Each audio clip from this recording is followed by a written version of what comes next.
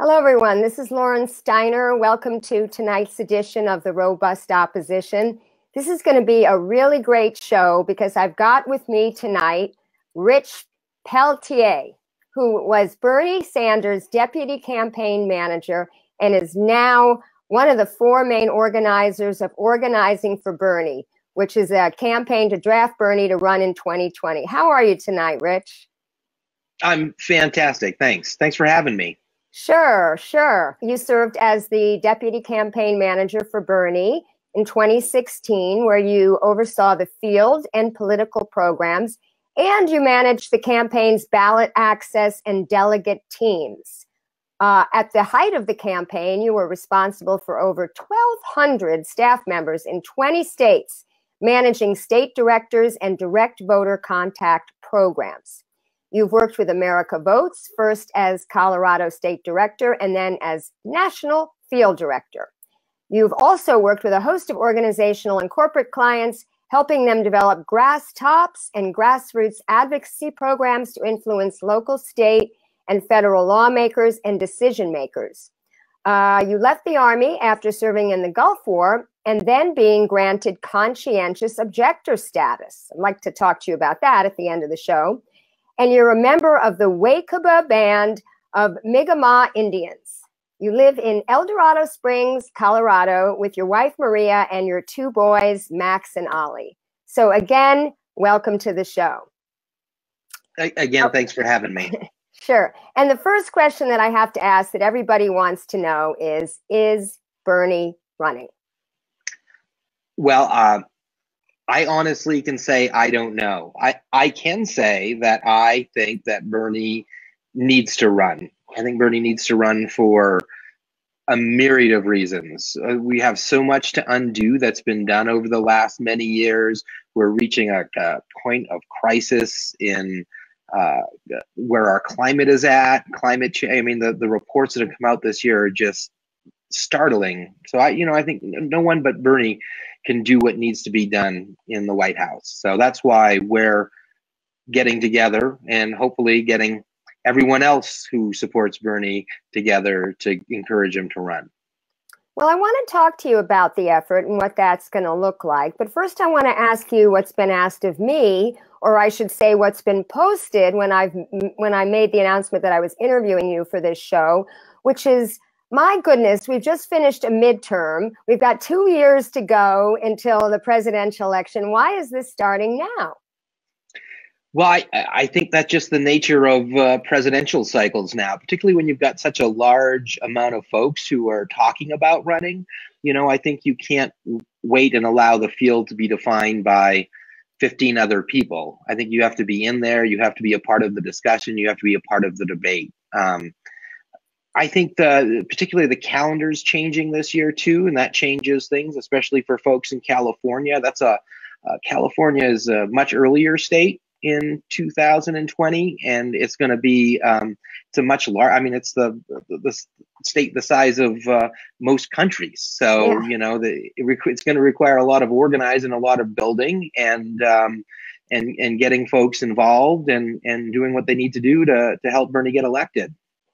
Well, as you know, I was the lead organizer of Los Angeles for Bernie, and we started in May of 2015.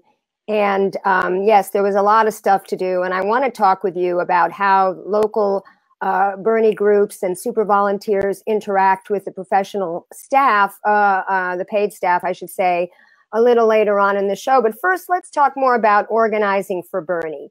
So right now, it is a petition, and you want people to sign. Is this to do something more than just build your already gargantuan email list? Well, one, we're not the campaign, so we don't have Bernie's gargantuan email list. So we're not starting from that point. But no, I think the what we're trying to do is as Bernie is mulling this decision over, we want to show him that support is out there and folks are excited and ready to take up the helm again in 2020 and get him elected.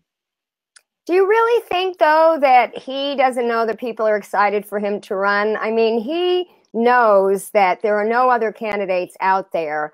that offer what he offers. And I really feel like he's got to know that his base is still with him. Well, but I think it's a question of, honestly, it's a question of with such a diverse field coming up, how many folks are actually gonna be a part of his campaign, or going to choose to be a part of another campaign. I mean, the other part of this is we want to get folks involved in working on Bernie's campaign early on through organizing for Bernie. I think our first step is to show that support and to kind of build that out. But the second step is to start to create a situation or in a space where the campaign can interact in a better way with the volunteers and the folks who are on the ground. In 2016, we were very much building the plane as we were flying it, and we missed a lot of opportunities. I think we missed a lot of opportunities to be able to piggyback on that activity and those organizations that were out there. My goal would be at the end of this, or when Bernie decides to run, if he decides to run, that we can essentially hand off to the campaign that an understanding of that infrastructure in a way that they can better utilize it. Yeah, I wanted to speak about that because I was very interested, because as I mentioned, we started before even any paid staff were hired on. And I noticed that a very big push in that campaign was for digital organizing, or what they call distributed organizing. And there were people in Vermont that really wanted to prove something about what you could do online. And when we who actually had organized groups who met in person on the ground tried to interact with them, there was some clashes. And I'll give you one example that might resonate with you. So they were asking people, they had the calendar, the map, and they were asking people to put events up so that other people could join. And there was a conflict, and I'll give you the exact example. It was in Ventura County. There was a farmer's market. We had a group, one of LA for Bernie's, subgroups, Ventura County for Bernie. And they had already tried to go table at this farmer's market, and they came across a very obstinate market manager who basically told them that they could not table there, that they were political, and he did not know the law. He did not know what they were and were not allowed to do.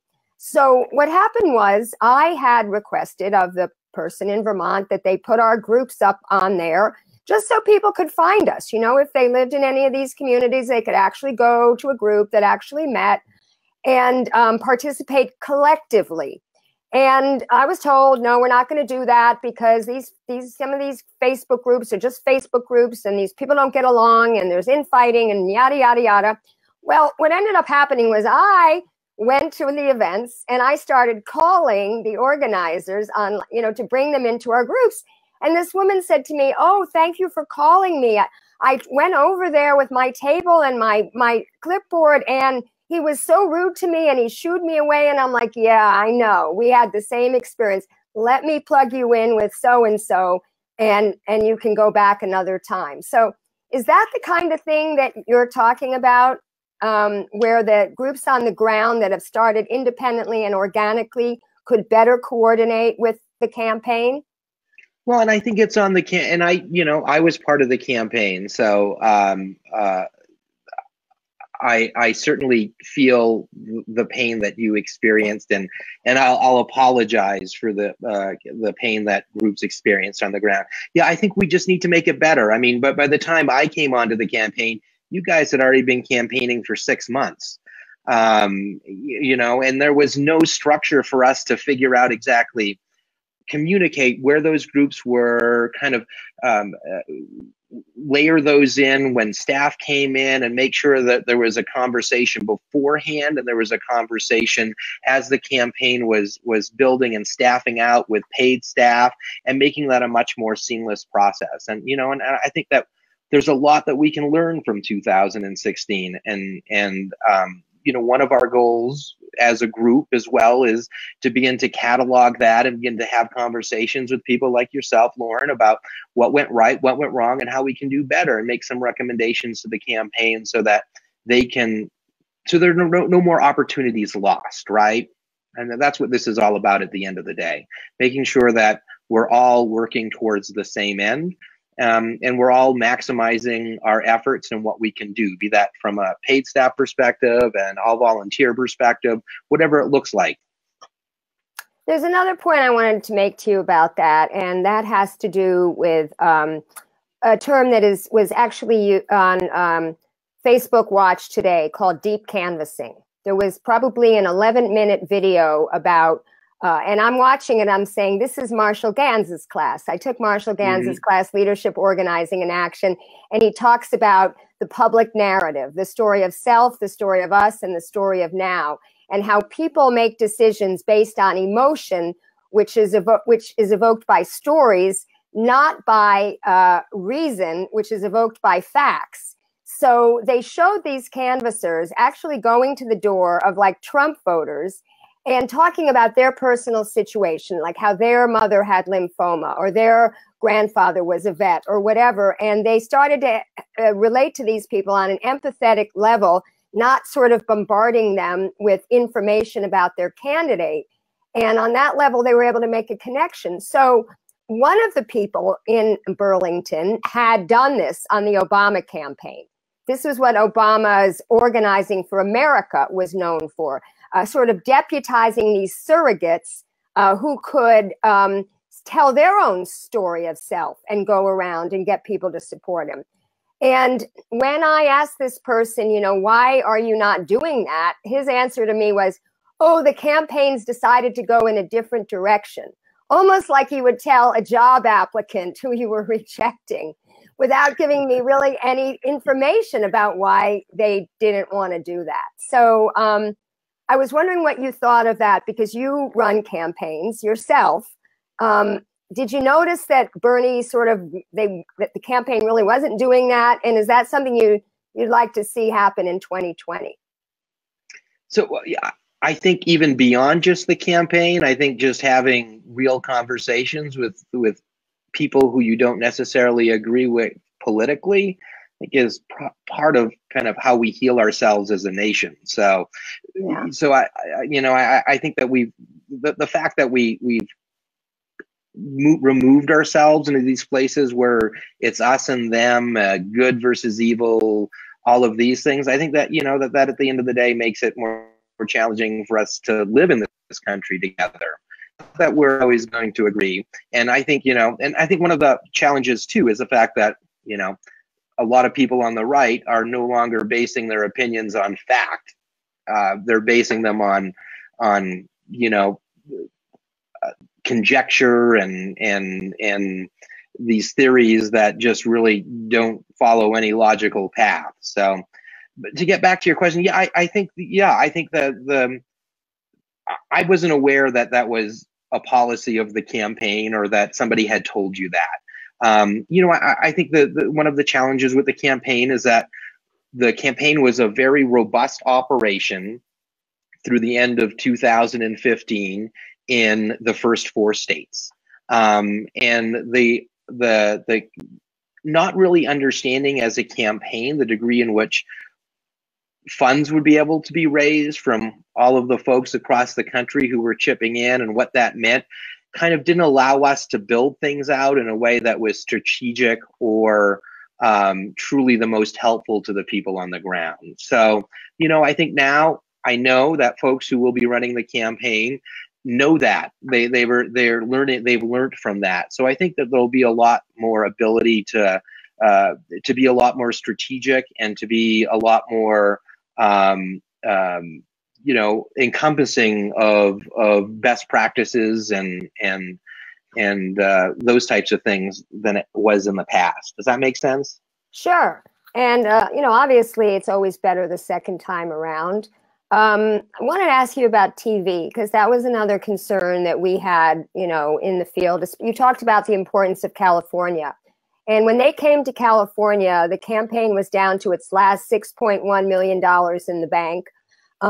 After Bernie lost New York, they laid off, I think it was 291 organizers. And I remember an article in Politico, which is not our best friend, by the way. So we have to take everything Politico says with a grain of salt, and knowing that they're trying to, sabotage our campaign. they basically interviewed Tad Devine, and they said, you know, are you going to do TV? And because it takes a lot of money to buy an impactful television buy in California. And he said, well, you know, we may not do any TV. We may just, you know, do the ground game. And I know that Mike Sarasso left the campaign as state director over the conflict on that strategy. What happened was, in California, there were 5 offices in the entire state, and I believe that 2 of them were volunteer organized. Mm-hmm. And there were only 50 paid field organizers, and you had 100 in New Hampshire. And they ended up taking $2 million and doing a TV buy, which was kind of ineffectual. And I calculated, based on knowing what those field organizers were paid, you could have hired all 291 of them back and put them into California, which had the most electoral, you know, college votes, 55 electors. What is your feeling about TV versus ground? My theory on campaigning is that it's all of the above, right? That, you know, that at the end of the day, there are different ways to reach different types of voters. And I don't think you can run a presidential campaign without doing TV. I don't think you can run the presidential campaign without having a robust field and digital operation. So it's a question of what that mix is. You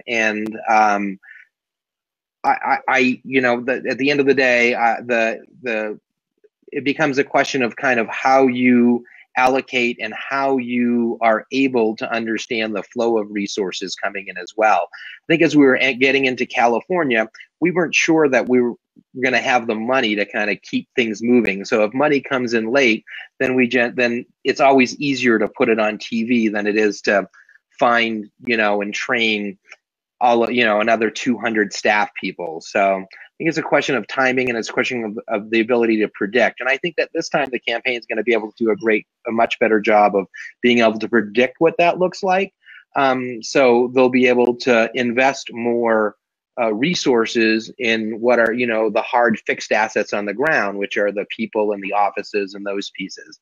You know, as we were looking at the end of the campaign, we were certainly, one of our concerns was we didn't want Senator Sanders and his wife having debt at the end of the campaign as well. You know, they are not wealthy people; they're public servants, and to have to retire a few $1 million campaign debt is not something that we wanted to put him into that situation as well.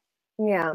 Well, that certainly makes sense. Although people are trying to, you know, his detractors are trying to make him out with his vacation home, you know, his multi-million-dollar vacation home, which was apparently $600,000 that Jane bought from selling her other vacation home.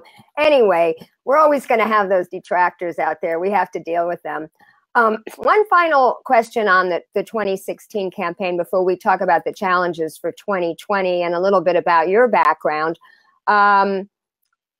A lot of people felt that, in fact, I know there was a petition going on from someone in California that the super volunteers should be the ones that were hired instead of some of these 20-something organizers that, you know, were very new to the game, that were very new to Bernie Sanders even, versus people who had been listening to him on Thom Hartmann for 10 years and who could say his speeches back and forth and was doing all the work. What is your feeling about that?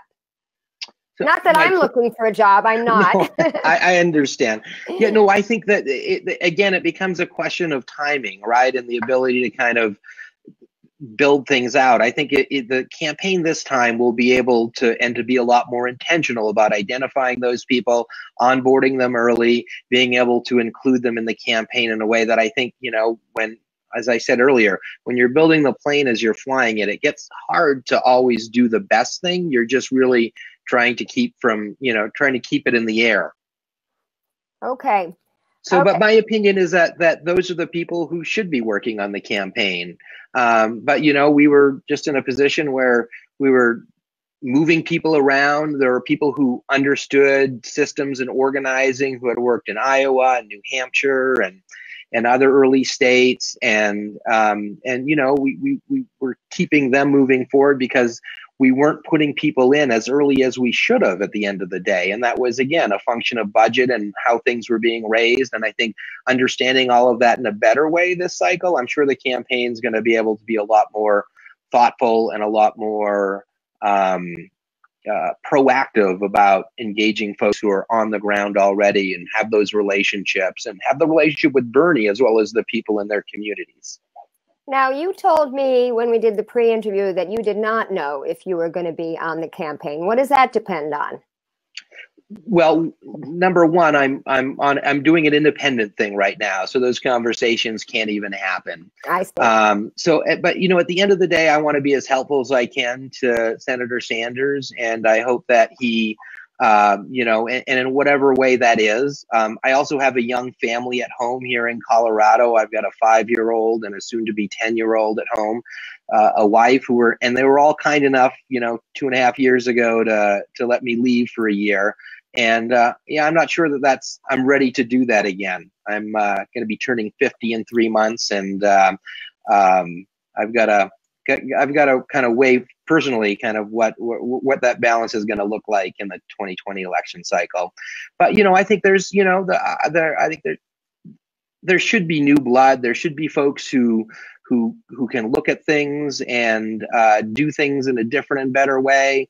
I don't begrudge that at all. I would love to be able to give my advice and talk about what went right and what went wrong last cycle, and maybe guide folks so they don't make the same mistakes. But I don't think I can. I don't think I'll end up doing what I did last cycle. Does that make sense? Yes. Now, for people that want to know, do you think that if Bernie does run, that Jeff Weaver is going to be his campaign manager again? I do not know. I know that Jeff and Bernie have a long-standing relationship. You know, they've known each other for the last 35 years. But I'm not privy to any of those conversations. I'm really on the outside here with organizing for Bernie.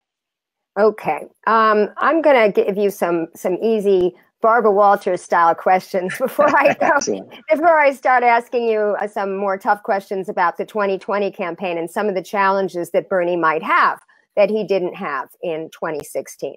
So what was your best day or night on the campaign? And conversely, what was your worst day or night on the campaign? Okay. Well, so I think never been asked that question before. My best night, I think, was the night we won Michigan.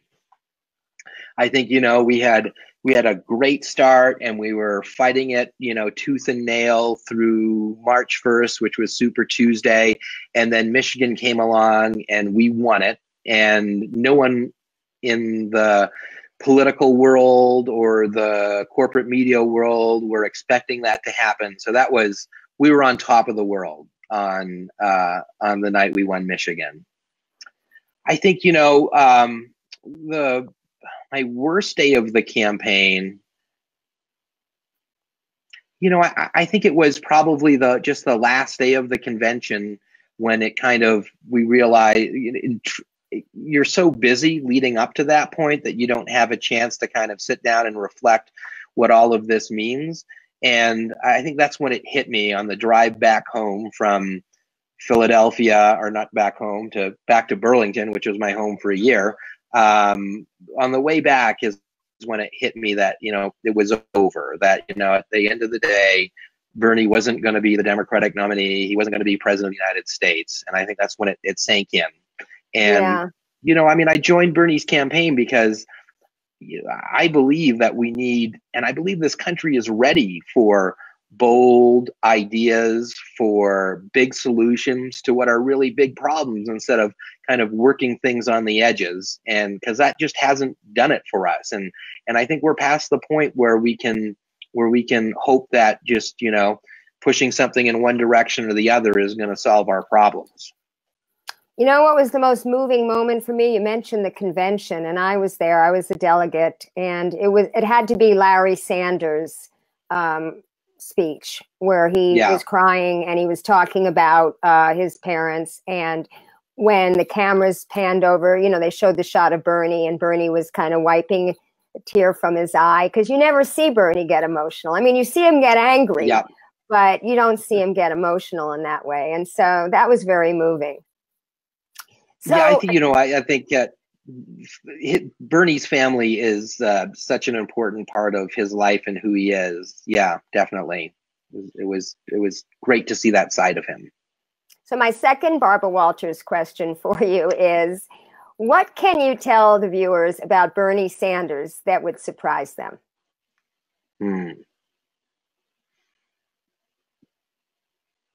Well, Bernie Sanders is kind of a shy and private person, which you wouldn't think when you kind of see him standing in front of 10,000 people and whipping them up and getting them into a frenzy. You know, I think he and Jane are both very private people. They enjoy their lives. They enjoy their time together and with their family.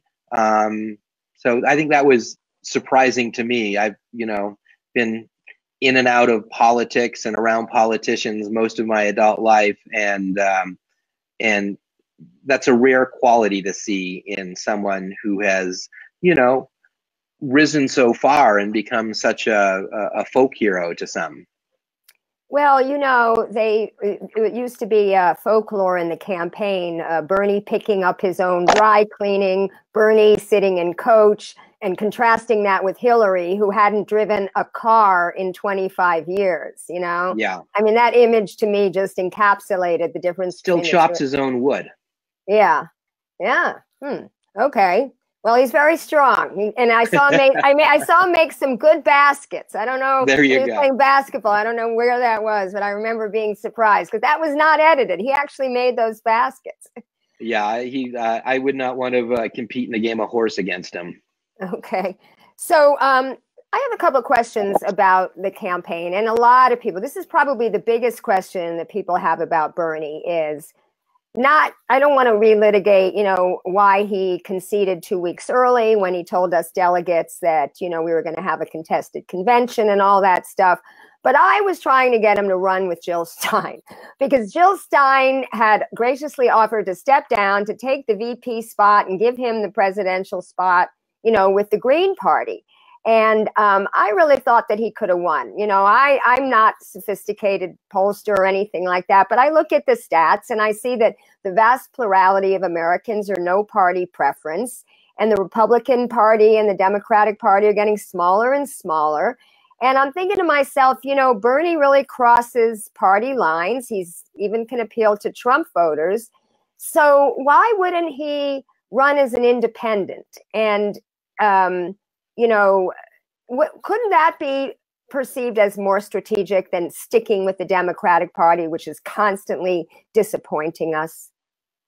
Well, I think there's probably two answers to that question. I think I think Bernie publicly stated when he sought the Democratic nomination that he wouldn't do that. And I think that Bernie is a man of his word, and he wasn't going to go back on that. I think the second piece is going forward. You mean for the 2020 election? Yeah. I don't know the answer to that. You know, like I said, I'm not on the inside of the campaign anymore, and I haven't been. I mean, this is, you know, I'm organizing for Bernie, so you know, I can't say what he's thinking or whether that's something he's thinking about. I just know that in 2016 he had made that commitment, and he stuck with it. And as far as the timing, you know, I think I'm not sure why it happened earlier. I think that when the reality that Donald Trump was the Republican nominee, I think, you know, Bernie felt a very, very strong sense of urgency that the worst thing that could happen to this country, given the choice they had in that November election, was for Donald Trump to be president of the United States. And I think that's borne itself out over the last couple of years. Yeah, well, we were standing there when I'll never forget when Jerry Brown was announcing the results of the California vote. the Bernie delegates were chanting Sanders beats Trump over and over again, because we had seen those Real Clear Politics maps of the states that Trump was going to win versus Hillary. And the reality was even worse. Trump won even more states in those maps. So I don't know why he thought she was going to beat him. I guess a lot of people thought she was going to beat him, right? I'll never forget election night. I probably thought she was, well, I don't know. I can't even remember how I thought. It's already 2 years ago now. But let's talk about... I think a lot of us thought that Trump could never be elected. And I think that's and I think that's a mistake that Democrats have made historically as they've run over the last 20 years, and they've kind of veered toward the center and really not given people a reason, and it's given an inspiring reason to get out and vote for them. This idea that, well, we're much better than the alternative is not a reason for people who are disaffected and not happy with the status of this country to show up and vote. And I think that's what, Bernie does, and Bernie did and will do again, is he inspires people to show up when they probably wouldn't show up. And at the end of the day, I think that's how we beat Trump in 2020. Right. Well, the economic issues, I thought that was clearly the case, that Bernie had the advantage on the economic issues. But then I started to read some articles about the people who voted for Trump, and they were middle class, and some of them were even upper middle class.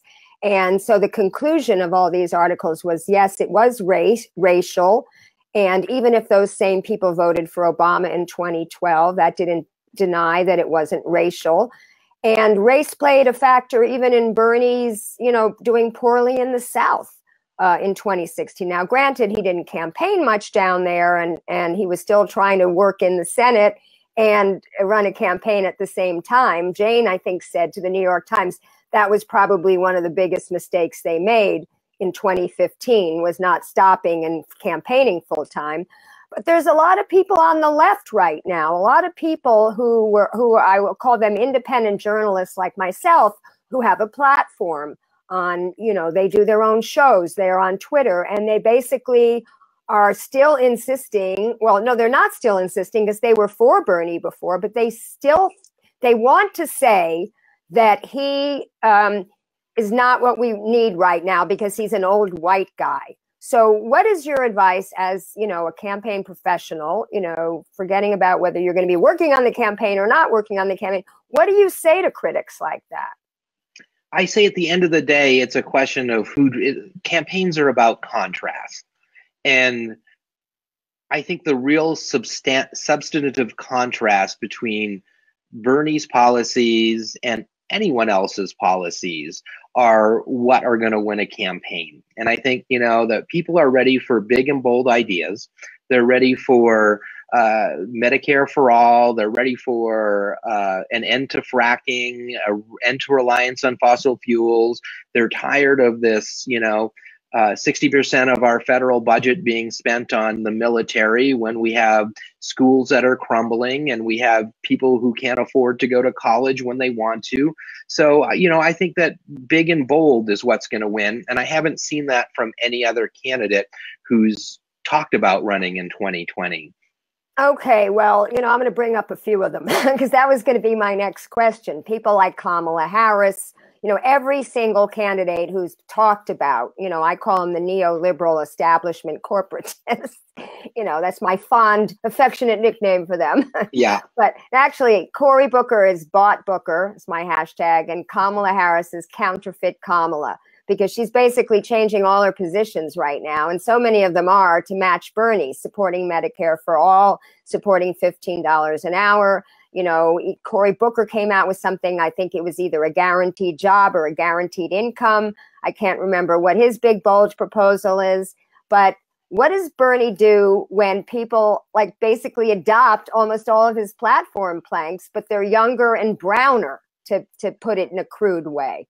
Well, so I think it's a question of who people are going to believe are going to actually enact these policies, right? I think people have seen politicians for the last I don't know how many years, say one thing to get elected and do another thing once they are elected. And I think people know who Bernie is. You know, he hasn't deviated from the things he's believed in since he's been in public life. And I just think that is, at the end of the day, the defining, for me, that's the defining issue. And that's why I think Bernie needs to run, because we need someone who is not only going to talk about these things, we need someone who's actually going to work to get them done and not pivot the day they, I mean, the story is always, you know, you run to the left in a primary and then you run to the center in the general, right? That's what everyone says about Democrats. And it's true.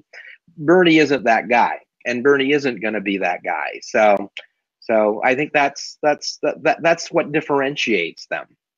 Well, I always said the three words I used to describe Bernie with were compassionate, authentic, and consistent. And, you know, that's what people could do. Millennials have a great bullshit detector. They can go back on YouTube and see him opposing, you know, the Iraq war. They could see him grilling Alan Greenspan. They could see him opposing NAFTA. I mean, he has that track record.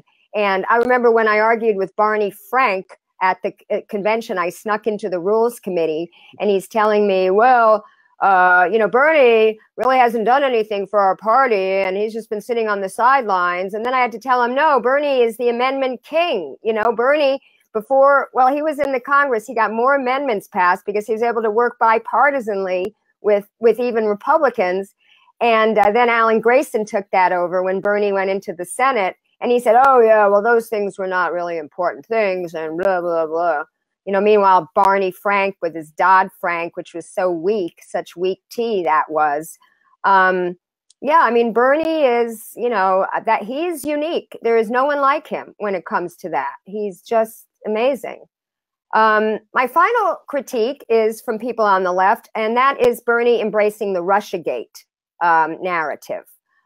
We want to know, he doesn't feature it prominently, but he sometimes peppers his speeches with it. And I really feel, and a lot of us really feel, that they're not going to prove that Trump colluded with Russia to, you know, steal the election. There's a lot of things we can impeach Trump on, but I don't think collusion is one of them. I mean, he colluded with his business practices, of course. But, you know, when Bernie repeats that, a lot of us feel that Rachel Maddow, I call her McCarthyite Maddow, because her entire show every night is Russia, Russia, Russia, Mueller, Mueller, Mueller, and never talks about any of the important issues facing the American people. And Russia is very low down on the concerns of the American people.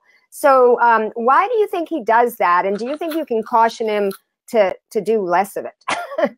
Next time you speak to him. You're cautioning him here. But you know what? But I think at the end of the day, people should be aware that their news sources and the information that they are being peddled are being amplified by forces that don't have our best interests at heart, right? And I don't have any opinion or any thoughts as to whether, you know, the amount of social media ads and all of those pieces that they've proven that the Russians have paid for to, you know, I mean, I think that at the end of the day, I think the goal of the Russian interference in the election, if we want to call it that, was to sow seeds of doubt and to really kind of weaken our faith in our democracy. Well, look, U.S. has been doing that for years. I mean, we ran Boris Yeltsin's campaign in the 90s. So I know people want to call that whataboutism, but it's important. You can't just, you know, take a glib vocabulary word like whataboutism and dismiss something that we've done. But I want to talk to you a little bit about, I have a couple questions about Colorado and the Gulf War before we close the show, talking about how people can get involved and what you would like people to do. It was interesting to me that you live in Colorado because I'm a fractivist and I've been following what's been going on in that state for years. Governor Hickenlooper suing 5 Colorado communities for banning fracking. him sabotaging the last time they had a fracking moratorium bill, ballot initiative. And now they just had one that was so reasonable, basically to just say that oil drilling needs to be 2,500 feet away from a home, school, or business. And that went down in flames. And you had a Democratic governor, you had a Democratic senator, Michael Bennet, who, supports the Keystone Pipeline. Fossil fuels are such an important part of, Colorado's economy, important part of Texas economy. Beto O'Rourke had the second most contributions from oil and gas industry, second only to Ted Cruz. So he's another story. The white Obama that's we've been finding out a lot of stuff about him. Supported TPP fast track. Supported weakening Dodd-Frank, which was already weak, and there's other things. But in Colorado, so the Green New Deal, Alexandria Ocasio-Cortez is coming in with the Green New Deal and the Sunrise Movement, and they got the Extinction Rebellion in England that's now starting a chapter in the United States. Climate change has been elevated to the #1 issue. Bernie talks about it all the time, just did a great town hall on it the other night. What do you do? Because you're in Colorado right there. You mentioned to me you volunteered on this campaign. What do you do with an industry that has so much control? How do you beat back that?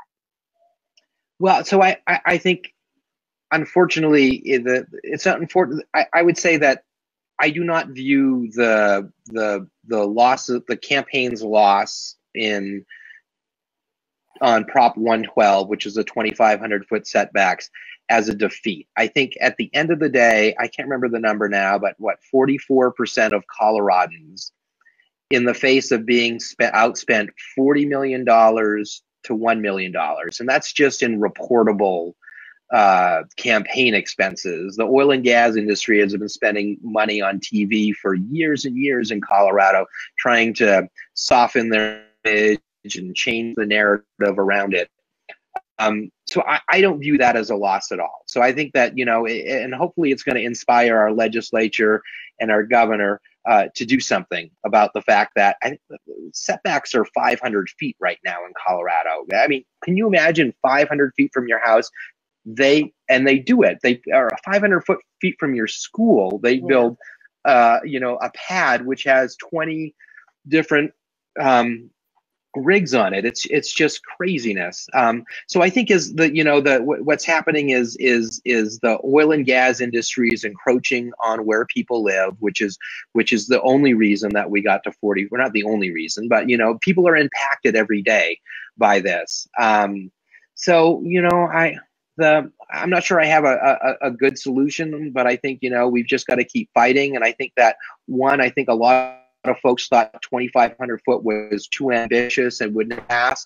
And the fact that it came this close, I'm sure that if they ran it in 2 years from now, that they would get a lot more support, both financially and from elected politicians as well. Yeah, it's just money in politics is such a serious problem. I alternate between that and climate change because it seems like until we can get big money out of politics, we can't get anything done. I mean, we had in California Prop 10, which would have simply allowed municipalities to establish rent control. It didn't establish it; it just would have allowed it, and we were outspent 40-1. So yeah. To get back to, I think there are two things that are fundamentally making it impossible for us to function as a democracy anymore. I think one is redistricting and how most of this country chooses to allow politicians or one party or another to create these districts that have no business being created because they don't represent their constituents in any way. This packing of districts, and I think that has created this polarized, or help create this polarized political system we have, where people generally, particularly because Republicans drew most of the maps in 2010, people are speaking to such a small portion of the electorate because their election is decided by their primary voters. So assuming you have a third split, you only have a third of the people in most districts in this country who decide who have the opportunity to decide who's going to represent them. And then you have 35% of them actually showing up to vote in a primary. So you've got a third of a third, 1/9 of the electorate. And so and then you take, it's only 51% of that, right? So you get a tiny fraction of the electorate are who they are having to appeal to. And those tend to be, in our current Congress, tend to be ultra right-wing conservative crazy people, and that's what's driving the makeup of our Congress right now. And I think the second piece is public financing. I'm originally from Maine. I was worked in House elections there. I started my political career as a page in the state capitol, but there we had public financing of elections, and it was great. When I was the Democratic caucus leader, and we didn't have, I think 98% of our candidates ran publicly financed, and they didn't get a lot of money, but that was, but it was enough to run a campaign and to speak to voters, and they didn't have to ask anyone for money. They didn't have to spend time on the phone trying to raise money. They could be out knocking on doors or calling voters, which is what candidates should do.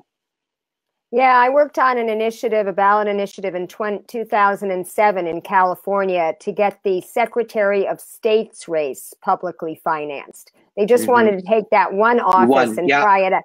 And they couldn't even get that done because the big money came out against it. Yeah. The other problem, of course, is in the state houses, because while everybody pays attention to what goes on in the Congress and the presidency, Alec and the Koch brothers have been doing a great job running their candidates for local offices, city council, school board, building them up and getting them into the state houses. And the most egregious example that just happened this week, it's just shocking to me, was that Michigan and Wisconsin are doing exactly what North Carolina did when they got a Democratic governor.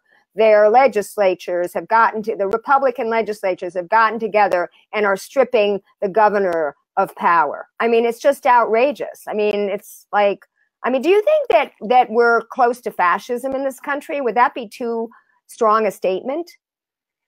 I think we're close to something where, and whatever that is, whatever word we use, where people's votes and are not being represented in their elected bodies.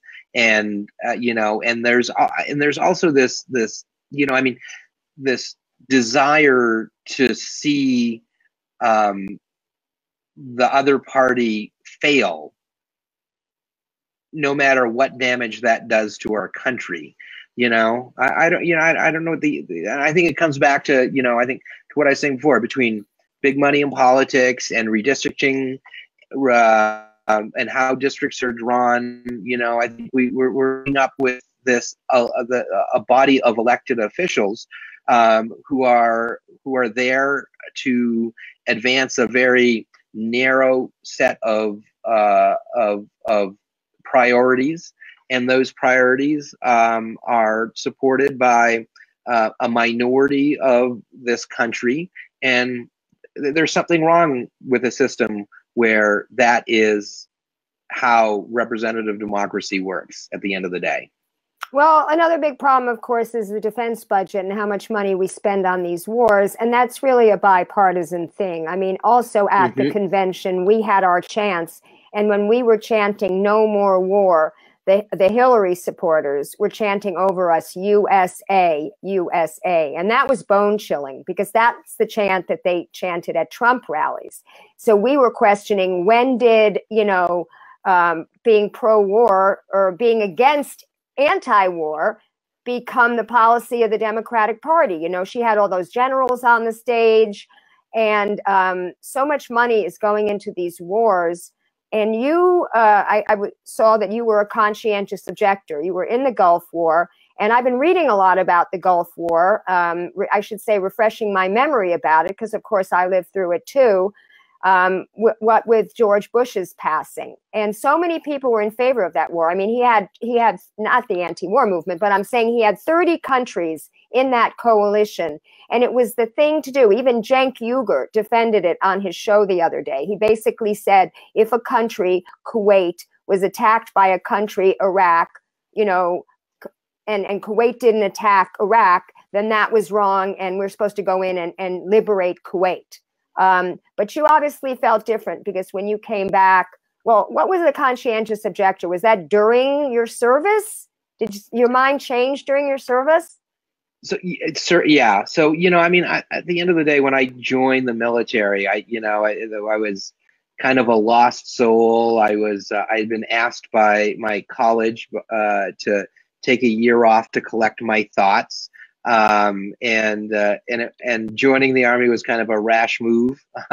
I thought I would learn a skill, and maybe that would straighten me out a little bit and help me, you know, figure out what I need to do with the rest of my life. And then I ended up in the Gulf War, and it was certainly a war that I felt and that I experienced was about money, and it was about access to money and those in power and access to oil, right? And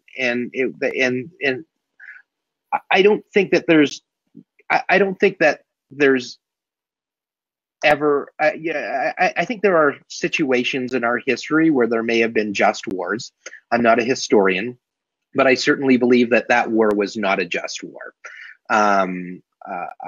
You know, it was not fought for the liberation of the people of Kuwait. It was fought for the liberation of oil in the Gulf, and it was fought for to keep the autocratic power brokers who exist in the Gulf in power.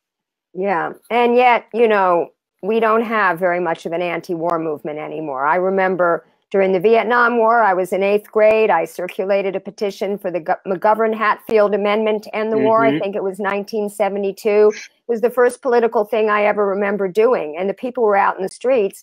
And that's because people were being drafted. You know, the whole song, Creedence Clearwater Revival, Fortunate Son. Well, you know, maybe senators' sons weren't going, but a lot of wealthy people were going. Real estate developers' sons either, right? Yeah. Donald Trump. Yeah, exactly. So, I mean, now it's just, you know, we don't have a draft. We don't show the horrible carnage in war on the TV like we did during that war. They learned how to stop doing that. So I don't know. I got a little frustrated the other day with people posting about how McCain, you know, first they were wishing for McCain's death and celebrating the death of a war criminal. And then the same thing happened with George Herbert Walker Bush again, and, you know, erasing many of the good things that he did do, bipartisan things that he did do, such as, you know, raising taxes, such as dropping out of the NRA, such as saving the Americans with Disabilities Act. So many things that I've learned about him. I wasn't paying attention that much then. But, you know, I would much rather see people go out and organize anti-war marches than just lazily sort of post on social media about, you know, celebrating the death of a war criminal. I don't know how you feel about that. So I mean, the challenge is, I mean, most millennials have not been alive where we haven't been at war. I mean, that is a phenomenal thought. You know, I mean, when I was, you know, I was born in 1969. So I grew, you know, the Vietnam War was not in my formative years. And then we really hadn't been in a war until the Gulf War again. I mean, we'd have been in Grenada and a few other conflicts, but, you know, and it seems like since then we just haven't stopped. We have literally just been, and I think it's, how do we get to a place where we're leading the world through our, you know, through an example of diplomacy and peace and having conversations, and and and how do we wake up as a country to that, and to that, the fact that that's not happening, and that, that at the end of the day, we're really just funding this vast military industrial complex, and we're making billionaires and millionaires every day who are fighting who believe that they are somehow these great patriots because they're getting rich off of taxpayers' dollars, to fighting wars which make absolutely no sense. Well, that's what I mean about the Democrats. You have Rachel Maddow, pumping for war. When Trump, bombed Syria, they were all in favor of that. He was trying to get us out of Syria, and then they came up with one of those fake chemical attacks. And then he posted he called Assad gas-killing animal, and the next thing you know, he's bombing, the airfield. He's trying to have diplomacy with North Korea, and everybody's mocking him for that. He's trying to have a summit with Putin, and everybody's mocking him for that. I mean, sometimes, they have that expression, a broken clock is right twice a day. Sometimes Trump does something right, never for the right reasons, but sometimes he does the right thing. And in these instances, the Democrats and the mainstream corporate media are trying to squelch it. It's very frustrating. But anyway, I've kept you longer than I promised, so I want to give you the last 5 minutes to talk about organizing for Bernie and what our viewers can do who want to get involved in the effort, and what they can look forward to in the days and months ahead. So I think that the first thing is we'd love everyone to go to our website, organizingforbernie.com, and sign the petition to join us in asking Bernie to run. I think the second piece is we hope very quickly to start asking folks exactly what they would like to see. What should this organization be doing? We certainly have ideas, but we don't have all of the ideas. So we'd love to hear from folks about how we work to build a better campaign for Bernie when and if he chooses to run. And then I think the third part that we'd love to have conversations with folks, and we'll be implementing this in short order over the next couple of weeks, is to begin to have conversations with people about how we learn from the 2016 campaign and convey that to the campaign that's coming up, we hope, so that we don't or they don't repeat the mistakes that we made as a former campaign staffer. Well, you can call me. I got a million ideas. I know you do. All right. Well, thank you very much, Rich. I've really enjoyed having you on. This is very exciting. I haven't seen anybody even contemplating a run that would be better than Bernie. So I'm still with them, and I hope my viewers are too. So thank you very much. I hope so too. So thanks for having me. And this is not my thing. I'm not a media guy, so I apologize if I'm less smooth and less well spoken than other guests you've had. Oh no, you're fantastic. We had an honest conversation, and that's all I ever hope to have. So my pleasure. Okay. All right, guys. So we're coming into the Christmas holiday season now. I really don't have a specific show planned for you. I know I'm going to be interviewing Peter Douche's liaison. I don't know if you follow him, Silly Rabbit, at Silly Rabbit on Twitter. He runs a parody account. He's fantastic. He's coming up. I'm going to be doing a show on the New Belt Road, the whole pivot to China, with a couple of experts on that. I've got a show on radical feminists versus trans women, which is very controversial, and trying to do a show on the Green New Deal. Because that was actually a term that I heard first when I was involved with Jill Stein's campaign in 2012. And the whole concept of a World War II style mobilization was something that was introduced to me at the Left Forum in 2014 by Margaret Klein Salomon, her climate mobilization project. And now Alexandria Ocasio-Cortez is talking about it for the Congress. So I've invited all three of them on my show. If I can get them, it would be great. But until I next see you, I'm going to end my show the way I always do, which is share this show and keep fighting.